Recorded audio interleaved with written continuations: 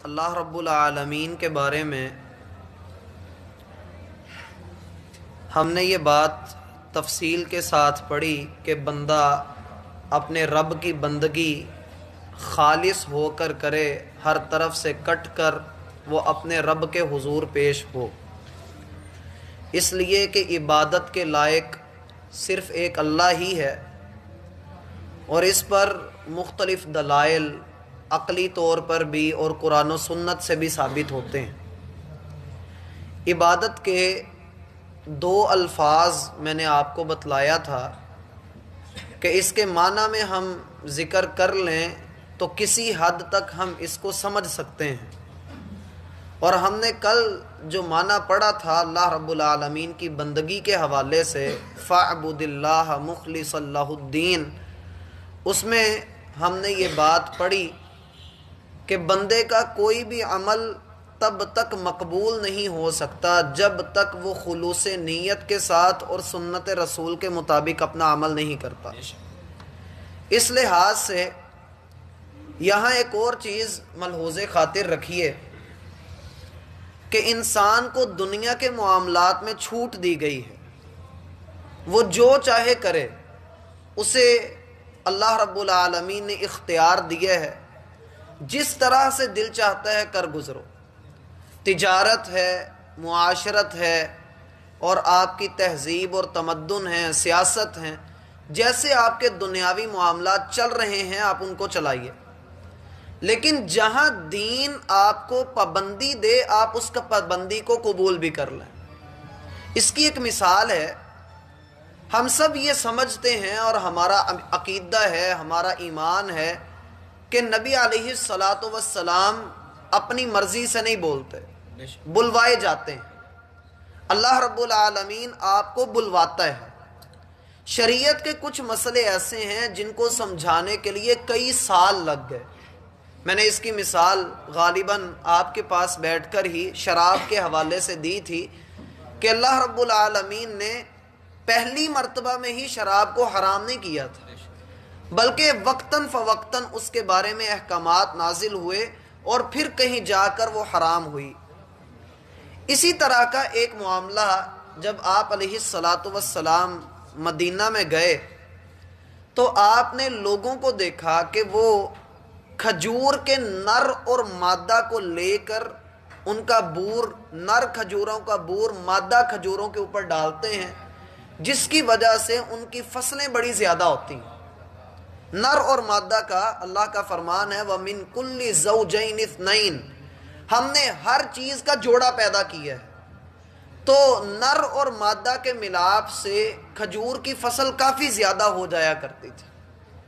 رسول اللہ صلی اللہ علیہ وسلم نے، یہ صحیح مسلم اور صحیح بخاری میں آتا ہے، آپ نے لوگوں کو دیکھا کہ آپ لوگ یہ کام کر رہے ہیں،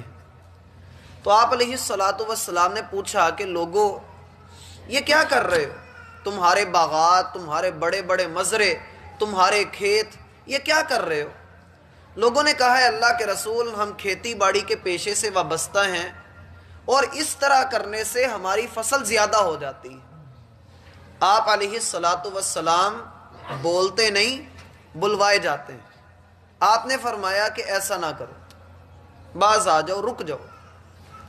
اب ایک بھی صحابی ایسا نہیں تھا کہ جس نے اس پر اعتراض کیا ہو، سب نے مان لیا۔ پورے مدینے کے اندر خبر پھیل گئی کہ سالہ سال سے جو ہم کام کرتے آ رہے تھے، آج اللہ کے حبیب علیہ الصلاۃ والسلام نے ہمیں اس کام سے روک دیا ہے، لہٰذا نہیں کرنا، اور دل و جان سے تسلیم کر لیا، کیونکہ آپ بولنے نہیں، بلوائے جاتے ہیں۔ اب جب فصل اگی تو کیفیت حالت یہ ہے کہ پھل جو عام طور پہ ہونا چاہیے تھا اتنا بھی نہیں ہوا۔ حالانکہ رسول اللہ صلی اللہ علیہ وسلم کے بارے میں بڑے واقعات کچھ اس طرح کے بھی مشہور ہیں کہ آپ کھجور کا پودا ابھی زمین میں لگاتے ہیں، وہ پورا اگتا ہے، پھل بھی موقع پہ دے جاتا ہے، لیکن یہاں تو کیفیت حالت ہی اور ہے کیونکہ رب نے مسئلہ سمجھانا ہے۔ جب رسول اللہ صلی اللہ علیہ وسلم کے پاس یہ خبر پہنچی کہ اس سال پھل ہوا ہی نہیں، نہ ہونے کے برابر ہے، تو اللہ کے رسول صلی اللہ علیہ وسلم نے پھر ایک بات فرمائی اور وہ بات بھی اللہ کے حکم سے ہی بول کر فرمائی، ما ینطق عن الہوا ان ہوا الا وحی یوحا، یہ مرضی اپنی نبی جو ہے وہ اپنی مرضیاں نہیں کرتا کہ جو منہ میں آئے وہ بول دے، یہ وہ بولتا ہے جو اس کو بلوایا جاتا ہے۔ آپ علیہ الصلوۃ والسلام نے فرمایا انتم اعلم بامور دنیاکم،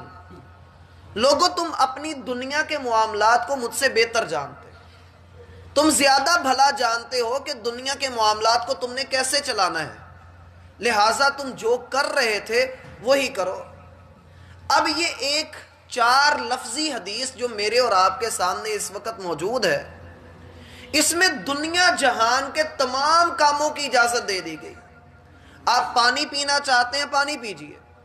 آپ گھوڑے کی سواری کرنا چاہتے ہیں گھوڑے پہ سوار ہوں، گدھا ہے، خچر ہے، آپ اس سے بھی آگے بڑھ کے 2 پہیے لگا کر سائیکل چلانا چاہتے ہیں، آپ اس میں تبدیلی لا کر اس کو موٹر لگا کر تیل ڈال کر موٹر سائیکل بناتے ہیں، دائیں بائیں شیشے لگا کر آپ اس کو کار بنا لیں، یا سیٹیں زیادہ کر کے اس کو بس بنا لیں، پر لگا کے اس کو جہاز بنا لیں، یا آگے پیچھے ڈبے لگا کر اس کو ریل گاڑی بنا لیں، شریعت آپ کو اجازت دے رہی ہے کہ انتم اعلم بامور دنیاکم، یہ دنیا کے معاملات ہیں، آپ اس میں جو چاہتے ہیں کر گزریے، اس کا بدعت سے یا گناہ سے کوئی تعلق نہیں ہے، یہ سارے معاملات آپ کو اختیار دیا گیا ہے۔ لیکن اگر بندے نے پانی پینا ہو، نیسلے کی بوتل اس کے سامنے پڑی ہو اور کسی کی دکان سے چوری اٹھا کر لایا ہو تو پانی حرام ہو جائے گا اس کے لیے۔ بذات خود پانی حرام نہیں ہے، لیکن جس ذریعے سے حاصل کیا ہے وہ حرام ہو گیا ہے، لہٰذا اپنی دنیا کے معاملات میں بندے کو چھوٹ دی گئی ہے، تاکہ کل کو کوئی اٹھ کے یہ نہ کہے کہ جی حضور کے دور میں یہ سپیکر نہیں تھا، یہ ساؤنڈ سسٹم نہیں تھے، پھٹیاں نہیں تھیں، اس طرح کے پیپر پہ قرآن نہیں چھپا ہوا تھا، تو یہ بھی بدعتیں ہیں۔ یہ بدعتیں نہیں ہیں، یہ دنیا کے امور ہیں، ہمیں اس میں اختیار دیا گیا ہے۔ اور جہاں بات آئے گی دین کی، عمل کی، تو پھر اللہ کے رسول صلی اللہ علیہ وسلم کا فرمان ہوگا من عمل عملا لیس علیہ امرنا فہو رد، کوئی بھی ایسا عمل جس پر ہماری مہر نہ ہوگی، ہمارا ٹھپا نہ ہوگا، وہ دیکھنے میں کتنا مرضی بھلا کیوں نہ ہو، اللہ کے ہاں وہ مردود ہے، رد کر دیا جائے گا۔ یہ بالکل ایسے ہی ہے کہ ایک استاد اپنے شاگرد کو کہے کہ بیٹے آپ یہ سبق یاد کریں، میں شام کو آؤں گا اور آپ کا ٹیسٹ لوں گا۔ شام کو جب استاد اس گلی میں پہنچتا ہے جس میں شاگرد کا گھر ہے، تو گلی میں قالین بچھے ہوئے ہیں، دائیں بائیں کمکمے لگے ہوئے ہیں، اور ہر گھر کے اوپر سے استاد کے اوپر پھولوں کی بارش برسائی جا رہی ہے۔ بچہ گیٹ پہ کھڑا ہو کے استاد کا استقبال کرتا ہے، بڑی آؤ بھگت کرتا ہے، اور استاد جب بیٹھ کر پوچھتا ہے بیٹے ٹیسٹ دو، تو وہ آگے سے یہ کہ استاد جی میں آپ کے استقبال کی تیاریوں میں مصروف تھا، میں ٹیسٹ کی تیاری نہیں کر سکا، تو اس کا وہ سارا استقبال کدھر جائے گا؟ کھو کھاتے ہی جائے گا، کچھ فائدہ نہیں۔ اسی طریقے سے میرا بھائی ہم جتنے مرضی اپنے اچھے اعمال کرتے رہیں، اگر وہ سنت رسول کے مطابق نہیں تو اللہ کی قسم ککھ بھی نہیں ہے۔ اس لیے اخلاص کے ساتھ ساتھ بندے کے لیے شریعت نے یہ شرط مقرر کی ہے کہ محمد الرسول اللہ صلی اللہ علیہ وسلم کا طریقہ ہوگا تو عبادت مقبول ہے۔ اور ایک اور حدیث سنیے، رسول اللہ صلی اللہ علیہ وسلم گھر پر موجود نہیں ہے، 3 صحابہ آپ علیہ الصلوۃ والسلام کی گھر والیوں کے پاس آئے۔ سیدہ عائشہ رضی اللہ عنہا یہ بیان کرتی ہیں کہ 3 بندے آئے، ان میں سے ایک ہیں سیدنا علی رضی اللہ عنہ، دوسرے ہیں سیدنا مقداد، اور تیسرے ہیں سیدنا عثمان بن مظعون رضی اللہ عنہم اجمعین۔ یہ تینوں صحابی آتے ہیں اور آ کر کہتے ہیں کہ ہمیں اللہ کے رسول صلی اللہ علیہ وسلم کے اعمال کے بارے میں خبر دو، آپ گھر میں ہوتے ہیں تو کیا عبادت کرتے ہیں، ہمیں بھی پتہ لگے۔ سیدہ عائشہ رضی اللہ عنہا فرماتی ہیں کہ ہم نے ان کو بتایا کہ اللہ کے رسول رات کو تہجد ادا کرتے ہیں، اللہ کے رسول دن کے وقت روزہ رکھتے ہیں، اور آپ اللہ کا ذکر کرتے رہتے ہیں۔ ہم نے یہ 3 کام جو آپ کا معمول تھا ان کے سامنے رکھ دیے۔ اب ان میں سے ایک بندہ کہنے لگا بالکل وہی بات جو ہم کہتے ہیں، اینا انا اینا نحن و رسول اللہ صلی اللہ علیہ وسلم، کہاں ہم اور کہاں اللہ کے رسول، کوئی مقابلہ بنتا ہی نہیں۔ صحابہ کہہ رہے ہیں کہ کہاں ہم اور کہاں اللہ کے رسول، اور اگر ہم اپنے آپ کو دیکھیں تو ہم تو یہ کہیں گے کہاں ہم اور کہاں صحابہ، کہاں اللہ کے رسول صلی اللہ علیہ وسلم، اتنے عبادت گزار اور وہ شخصیت کے جو سب سے پہلے جنت میں جائیں گے۔ اللہ رب العالمین نے انہی کے لیے جنت کے داروغے کو حکم دیا ہے کہ تم نے ان کے آنے پہ جنت کا دروازہ کھولنا ہے۔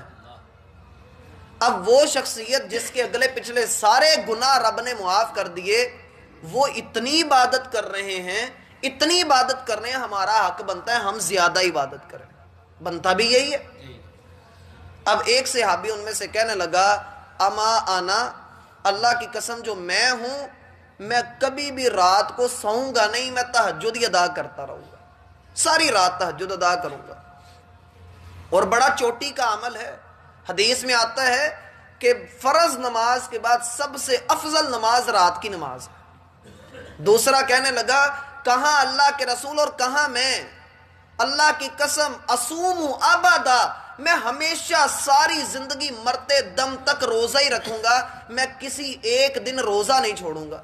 میں روزے ہی رکھتا رہوں گا۔ کہاں اللہ کے رسول اور کہاں میں، آپ روزے بھی رکھ رہے ہیں، تہجدیں بھی ادا کر رہے ہیں، اور ہم ہیں کہ ہمیں کچھ فکر ہی نہیں۔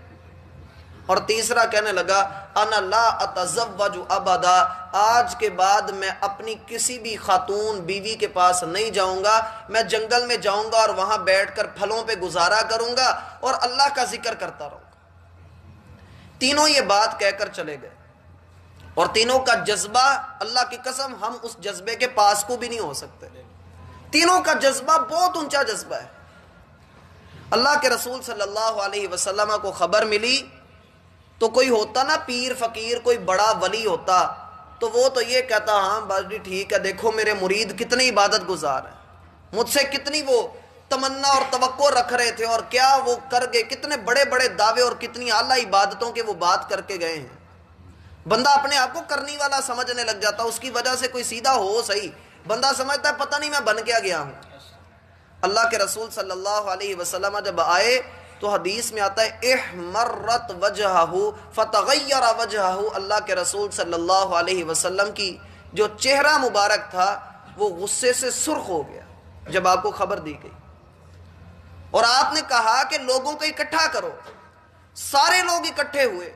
اور آپ نے لوگوں کو کہا تم میں سے کچھ لوگ ایسے ہیں جو کہتے ہیں کہ ساری زندگی روزے رکھیں گے، ساری رات تہجدیں ادا کریں گے اور بیویوں کے حقوق نہیں ادا کریں گے، سن لو کہ میں روزے بھی رکھتا ہوں، میں چھوڑتا بھی ہوں، میں تہجد بھی ادا کرتا ہوں، میں سوتا بھی ہوں، میں بیویوں کے حقوق بھی ادا کرتا ہوں اور اللہ کا ذکر بھی کرتا ہوں، اب جو میری سنت سے ہٹے گا وہ مجھ سے نہیں ہے،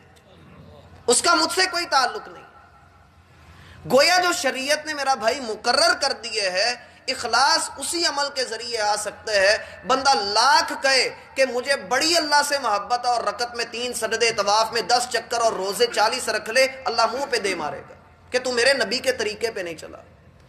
اس کی وجہ کیا ہے کہ میں اگر کوئی بات کہوں، آپ کوئی بات کہیں تو وہ ایک عام بات ہے، اور اگر نبی کوئی بات کہیں تو وہ دین ہوتا ہے، نبی کی بات دین ہوتی ہے۔ میں نے شروع میں کہا کہ نبی بولتے نہیں، بلوائے جاتے ہیں، اس لیے ہمیں اپنے اعمال کی اصلاح کرنی ہے۔ یہ آیت در حقیقت پورے دین کی بیس ہے، جیسا کہ اہل علم نے لکھا۔ یہ جو آیت اللہ نے یہاں ذکر کی ہے سورہ زمر کی آیت نمبر 2، یہ پورے دین کی بیس ذکر کر رہی ہے یہاں پر۔ اللہ ہمیں سمجھنے